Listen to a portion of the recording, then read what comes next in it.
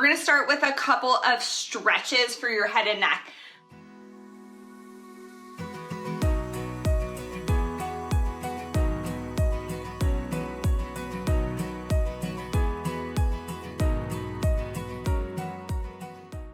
One of my favorites is you're gonna kind of pull on your, not hard, but you're just gonna give a gentle pressure down near your collarbone. I just cross my fingers over and kind of get a little closer so you guys can see. And you're going to pull down here. You're going to bring your head away from your hands. You'll feel the muscles in your head and neck tighten here.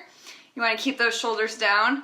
And then you wanna look up towards the direction that your hands are. And you're just gonna do this gently. If you really struggle with balance, then you wanna probably do the sitting down. It's also probably just gentler. And you wanna hold every stretch for 30 seconds.